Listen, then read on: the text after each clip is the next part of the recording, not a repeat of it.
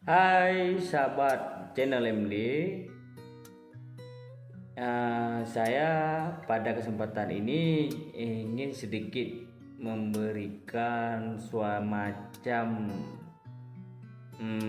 pemahaman atau pandangan yang ingin saya katakan sebenarnya. Artinya saya ingin sedikit memberikan diskusi dalam bentuk diskusi pribadi mengenai hal-hal yang bisa dilakukan oleh para penyidik, atau memang saya bukanlah artinya mengajarkan para penyidik bagaimana melakukan proses penyidikan, tetapi lebih kepada saya ingin berbagi apa yang saya pikirkan mengenai hal penyidikan terhadap suatu kasus. Akan tetapi mungkin penyidik memang sudah paham, atau orang lain mungkin lebih paham daripada saya, tapi saya lebih yang ingin saya katakan ini lebih apa yang ingin saya utarakan saja, mungkin unek-unek mengenai bagaimana tahapan proses penyidikan terhadap si tersangka dalam memecahkan sebuah kasus. Yang saya ketahui biasanya dalam penyidikan itu si penyidik itu harus memastikan si tersangka atau orang yang akan dilakukan wawancara dalam tahapan penyidikan dalam kondisi sehat walafiat. Misalkan ada pertanyaan, dia akan menanyakan apakah Bapak dalam kondisi sehat, keluarga bagaimana, segala macam, dia akan menanyakan itu. Itu biasanya itu sebagai pembuka saja. Artinya kenapa itu dibutuhkan? Karena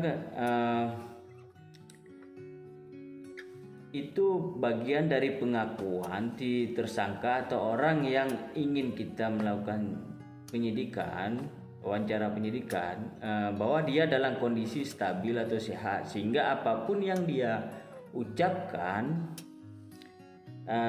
itu dalam kondisi dia sehat, tidak ada tekanan, tidak ada intervensi atau hal lain sebagainya. Itu hal yang utama waktu proses penyidikan dilakukan. Baru kemudian si penyidik biasanya melakukan atau sudah menyiapkan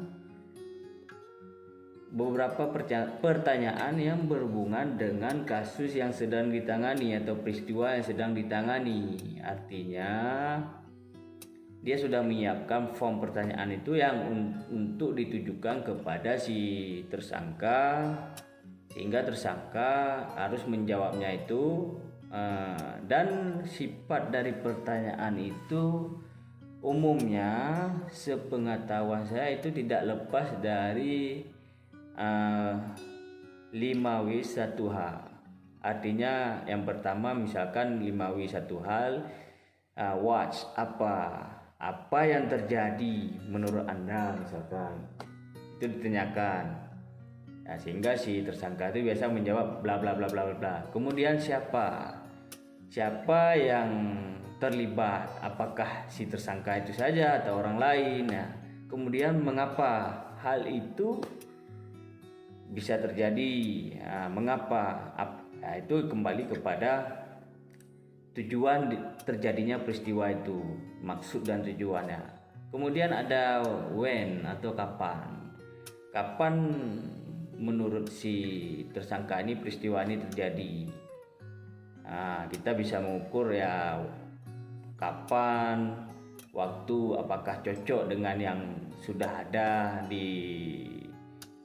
ditemukan oleh pihak penyidik atau bagaimana, itu nanti dilakukan perbandingan. Dan kemudian where atau di mana peristiwa itu. Walaupun si penyidik sudah tahu, dia juga akan mengembangkan di mana posisi lokus atau tempat peristiwa itu terjadi. Karena bisa jadi kemungkinan itu tidak hanya fokus pada suatu tempat. Misalkan ada suatu peristiwa terjadi di tempat A, itu yang ditemukan, misalkan peristiwa itu terjadi di tempat A. Setelah dilakukan penyidikan, itu bisa terungkap bahwa bukan satu lokasi saja terjadi di tempat peristiwa itu, namun tempat sebelumnya itulah tempat utama yang terjadi. Itu akan terungkap dari hasil investigasi penyidikan. Kemudian kita bertanya lagi, bagaimana peristiwa itu bisa terjadi? Itulah satu hal. Bagaimana artinya, kenapa bisa itu bisa terjadi? Kenapa? Itu alasan-alasan itu yang kemudian alasan dari tersangka yang nantinya akan dilakukan kajian, apakah dia akan menjawab dengan benar atau berbelit-belit, atau memang tidak sinkron antara pertanyaan A dengan pertanyaan C atau pertanyaan D dengan pertanyaan A. Itu biasanya si penyidik ada memiliki ilmu untuk memutar balikan yang antara pertanyaan A ke pertanyaan B, atau sebaliknya dia akan coba dia putar sehingga ketika kita si tersangka ini tidak konsen atau tidak konsisten dalam menjawab itu akan terbongkar sendiri. Akan terbongkar sendiri fakta-fakta dari keterangan yang disampaikan oleh tersangka. Makanya itu saya lihat penyidik yang ada di Indonesia ini, saya lihat menurut saya itu sangat bagus, sangat profesional. Mereka tidak hanya melakukan investigasi atau interview secara biasa-biasa saja. Mereka lebih kepada memang sudah jiwanya atau memang sudah ada ilmunya ke situ. Dia lebih kepada memberikan berbagai pertanyaan, bahkan ada boleh dikatakan sebenarnya yang ingin dia tanyakan yaitu 5 poin, tetapi yang dihadapkan pertanyaan kepada si tersangka itu ada 30 poin. Yang sebenarnya yang ingin dicapai itu 5, tapi yang diputar begitu, itu ada jumlahnya sekitar mungkin 25 atau bisa kurang dari situ. Itu emang teknik-tekniknya, itu menurut pandangan saya. Mungkin yang memang belum ada ilmu ke situ bisa menggunakan ilmu ini. Kalau saya hanya memberikan pandangan atau memang memberikan pencerahan yang menurut pemikiran saya itu benar, atau pola-pola yang harus dilakukan dalam proses penyidikan. Karena saya sangat suka menggunakan rumus 5W1H, walaupun itu rumus memang sudah sifatnya umum, tapi ketika kita poles dengan teknik-teknik pertanyaan yang bagus dan menjebak itu sehingga si tersangka akan mengeluarkan fakta yang sebenarnya ketika dia menjawab tidak sinkron antara jawaban A dengan C atau jawaban A dengan I atau segala macam.